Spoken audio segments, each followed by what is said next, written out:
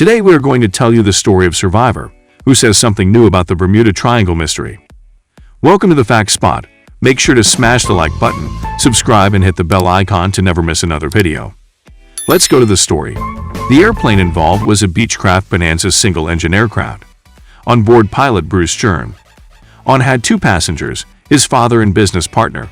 They took off from Andros Island in the Bahamas and headed northwest for the Florida coast. It was December 4, 1970. If you draw up a map, trace a line connecting the island of Bermuda, Puerto Rico, Miami, and back to Bermuda, what do you get? Yes, it's a triangle, a sinister polygon known for mysteriously swallowing over 2,000 ships and 200 aircraft over the centuries.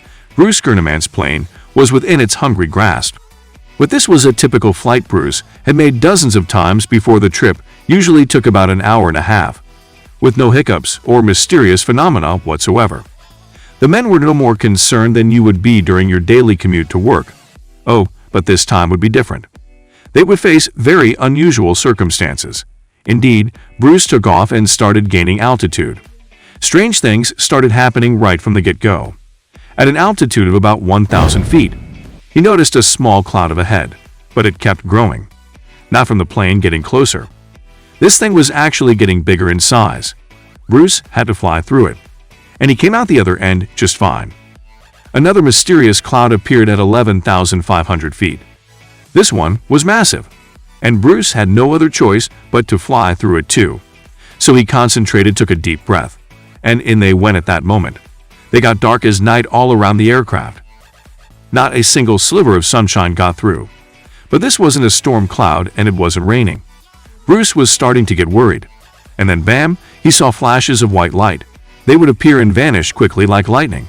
But this pilot knew this certainly was no lightning. The flashes were so bright, they lit up the whole space around them. Bruce kept flying for another 30 minutes when he realized this was the same cloud he had gone through earlier when he started to climb. But now the cloud was cylindrical, and the plane was flying through its center. It was about 1 mile wide and seemed endless. Bruce thought he could never get out of that trap, but a minute later, he saw a light at the end of the tunnel. He kept the yoke straight ahead.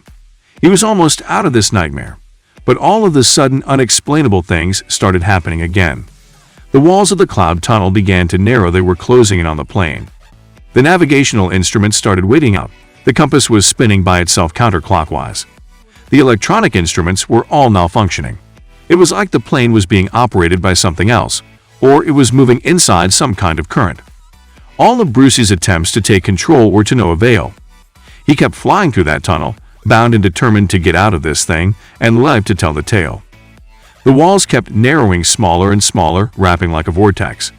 Bruce was running out of time. He had to get out of this place fast. The next 20 seconds were the most intense of his life. But then he burst out of this foggy trap. As Bruce described later, he felt weightless for 5 seconds as his plane left the tunnel. The clouds dispersed and now the aircraft was in a grayish haze. The men let out a big sigh of relief. He immediately grabbed the radio and contacted ground control. Bruce wanted them to determine his location. But when the dispatcher looked at the green screen, his face became contorted with confusion. Bruce's plane wasn't on the radar. It was as if the thing was invisible. But then the dispatcher said the aircraft was already in Miami airspace. Bruce was utterly shocked by this information. It just couldn't be true. The distance the Beechcraft was supposed to cover was about 250 miles. Remember, the whole trip usually took around 90 minutes, but this time it took just 47 minutes to get to the destination.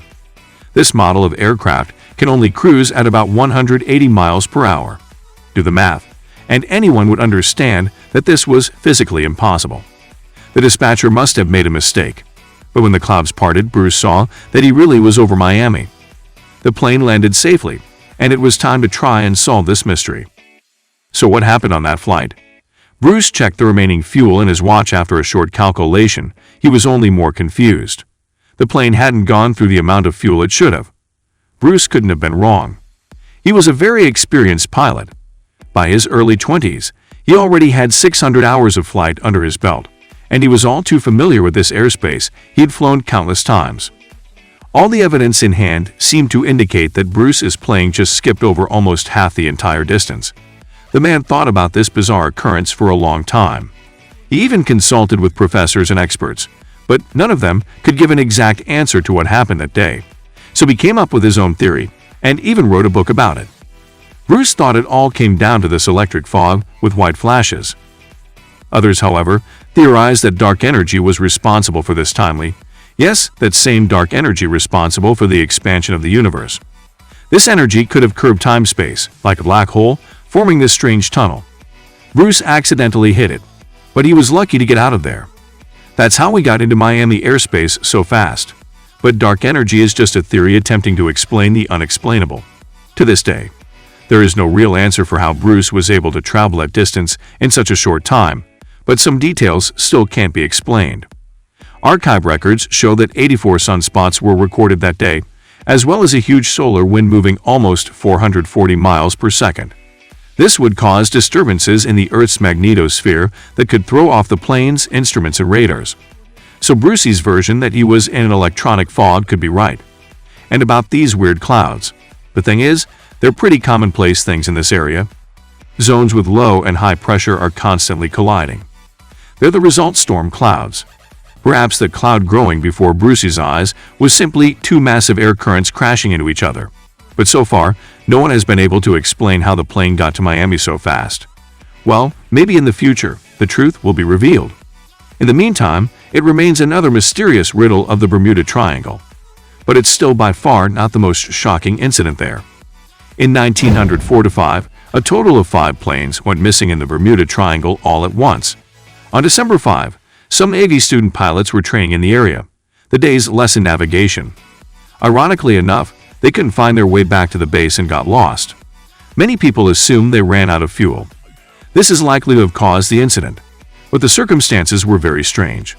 The students were under the supervision of an experienced lieutenant who had 2,500 flight hours. He would never let a bunch of newbies go so far that they get lost. The incident was called Flight 19. Even now there's a debate about how it could have happened.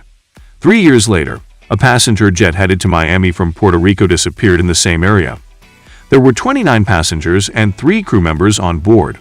The weather was clear throughout the flight, but experts believe that when the plane was about 50 miles off the coast of Miami, it could have been hit by a strong wind that knocked it off course. Years later, divers found a similar-looking plane in the waters, but since it was lacking certain details and registrations, no one could confirm that it was the missing Miami-bound aircraft. The next month, in January 1948, another plane went missing in Bermuda. 25 passengers and 6 crew members just vanished somewhere between Azores and Bermuda. The mystery of this plane's disappearance, along with countless others, remains unsolved. Hope you guys enjoyed this video. Thanks for watching.